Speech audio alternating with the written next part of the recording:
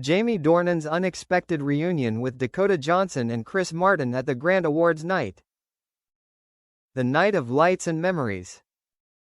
It was the night when the entire entertainment world held its breath, the Golden Harmony Awards, one of the most prestigious events in Hollywood. Stars from across the globe gathered under 1,000 lights, ready to celebrate art, music, and cinema.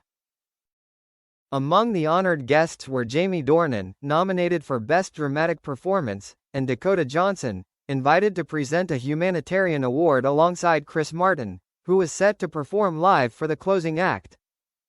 No one, not even the event organizers, had realized all three would cross paths that night. Fate had written its script again, and this time, the stage itself would become the setting for a moment that would echo through Hollywood history. Jamie's return to the spotlight. Jamie Dornan arrived early, wearing a perfectly tailored black tuxedo, looking every bit the poised leading man. Cameras followed his every step, flashes painting him in silver light. It had been a long road back for Jamie. After the emotional turmoil of the past year, rumors, confessions, the storm of speculation, he was finally at peace. His latest film, The Silent Promise, had earned him critical acclaim. Critics praised his vulnerability, his rawness, his ability to turn pain into art. As he posed for photos, a journalist shouted, "Jamie, Dakota Johnson is here tonight. Are you excited to see her?" He smiled gently, lowering his gaze for a second before replying, "We've shared beautiful memories. I'll always be happy to see her shine." The crowd murmured with admiration. No bitterness, no awkwardness, just maturity, the kind Hollywood rarely sees. Dakota's entrance. When Dakota Johnson entered the red carpet 30 minutes later, the air shifted. Wearing a flowing silver gown and diamond earrings that caught every beam of light, she was the embodiment of quiet grace. In her arms was no baby tonight. She had chosen to attend alone, but her expression carried the calm strength of a woman who had rebuilt herself. Her hair was tied back, her posture proud. Cameras clicked like thunder. "Dakota, over here, you look stunning." She smiled softly, thanking the photographers. When asked about Chris Martin's upcoming performance, she replied with a playful sparkle in her eyes, "He's always brilliant. I'm proud of him." The reporters immediately sensed it. This wasn't the tense Dakota of the past. This was someone free. The musician's arrival. Then came Chris Martin. He entered the hall without fanfare, dressed simply as always, navy suit, black shirt, guitar case in hand. No entourage, no posing for pictures. But when his name appeared on the screen, the crowd erupted in applause. Rumors had swirled for months about his relationship with Dakota. Neither had confirmed nor denied anything, but their quiet togetherness spoke louder than words. Tonight, however, was about something else. His comeback performance after a year of silence. He was scheduled to close the ceremony with a brand new song titled Eclipse. Fate's Hand. As the night progressed, the air grew electric. Jamie was seated in the second row, just 2 tables away from Dakota and Chris. Cameras discreetly caught the setup, and within minutes, social media buzzed. They're all in the same room. The triangle reunited. When the host announced Dakota as the next presenter, Jamie instinctively looked up. As she walked past his table, she glanced at him, just for a second, but long enough for the room to feel the weight of shared history. She smiled. He smiled back. No words were exchanged, no need for any. The award moment. Dakota's voice was steady as she read from the golden envelope. "And the award for Best Dramatic Performance goes to..." She paused, her eyes flickered in disbelief. "Jamie Dornan, The Silent Promise." The crowd exploded into applause. For a moment, she froze, then laughed softly, clapping with genuine joy. Jamie stood up, visibly moved. As he made his way to the stage, he stopped for a second near Dakota.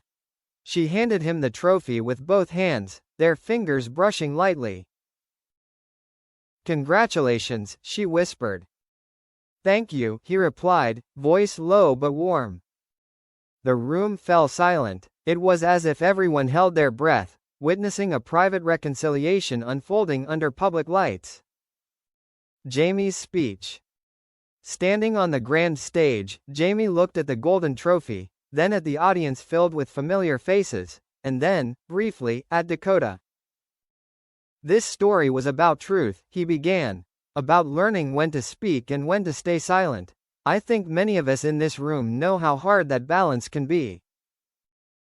He smiled faintly. "I've made mistakes, I've learned from them, and I've grown.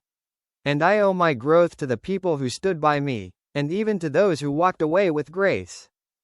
He didn't name her. He didn't have to. Dakota's eyes glistened. Chris, watching from his seat, nodded quietly, almost in approval.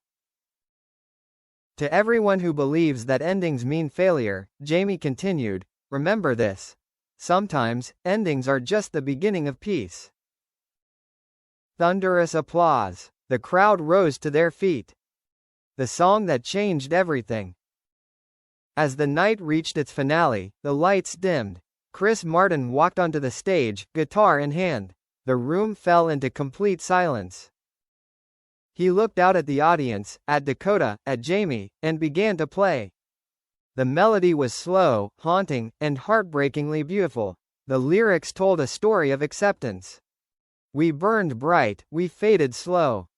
But love, it learned to let us go. In the dark, I found your light. You're still my song, my silent night." Dakota's eyes welled with tears. Jamie looked down, lost in thought. The entire hall seemed to breathe together, suspended in one shared heartbeat. When the song ended, Chris whispered into the microphone, "This one's for peace." The audience erupted, not in wild cheers, but in a standing ovation of emotion. The unexpected backstage encounter. After the ceremony, backstage corridors buzzed with chatter. Jamie had just finished interviews when he turned a corner, and there they were. Dakota, holding a glass of water, Chris beside her, talking quietly. For a split second, time froze again. Then Dakota turned, saw Jamie, and smiled softly. "You were wonderful tonight," she said. Jamie hesitated, then replied, "So were you. Both of you." Chris extended his hand, surprising everyone. "Congratulations, mate. You earned it." Jamie shook it firmly. There was no awkwardness, only understanding. "That song," Jamie began. "It wasn't about pain anymore," Chris interrupted gently.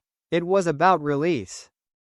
They shared a quiet nod, three lives that had collided, broken, healed, and now stood in rare harmony. The photo that made history. Minutes later, a photographer, unaware of the emotional depth of the moment, asked for a group picture.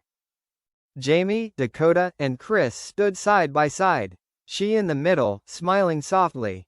Chris rested a protective hand on her shoulder.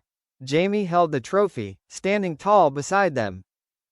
It wasn't planned, it wasn't staged, yet it became one of the most iconic images of the decade.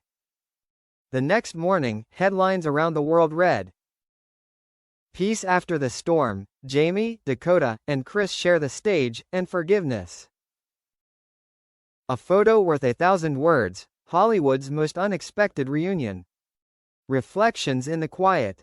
Later that night, in his hotel room, Jamie scrolled through the news feeds. Photos of him with Dakota and Chris filled every page. But this time, there was no sting, only relief. He looked out the window toward the sleeping city and whispered to himself, "Finally." In another corner of the city, Dakota sat with Chris and their child, watching the replay of his performance. She leaned her head on his shoulder and murmured, "It feels like everything came full circle." Chris kissed her forehead. Because it did. The legacy of a moment. In the days that followed, journalists called it Hollywood's most human story. It wasn't about scandal or fame anymore, it was about healing, respect, and time. Fans wrote thousands of letters thanking them for showing that forgiveness was possible even in the harshest spotlight. One columnist wrote, "Jamie, Dakota, and Chris didn't just end a rumor, they ended a narrative of bitterness. They turned heartbreak into art, silence into truth, and endings into beginnings." The epilogue. Months later, Jamie sent Dakota and Chris a letter, handwritten, heartfelt. "What we shared, all of it, taught me more about love than any script ever could. Thank you for showing me that peace is the real happy ending." Dakota kept the letter in a small box beside her bed. Sometimes when her child slept, she reread it and smiled. The final scene. A year later, at another ceremony, Jamie was asked about that night, the reunion, the handshake, the shared photograph. He paused, then smiled. "It wasn't about the past," he said. "It was about closure, and maybe a little bit of grace." And in a quiet Malibu home, Dakota played Chris's Eclipse for her baby. As the melody drifted through the night, she whispered softly, "See, darling, this is what peace sounds like." The line that stayed. As the credits rolled on their intertwined destinies, the world remembered one quote from Jamie Dornan's acceptance speech. A line that seemed to summarize everything. "Some stories don't need perfect endings, only honest ones."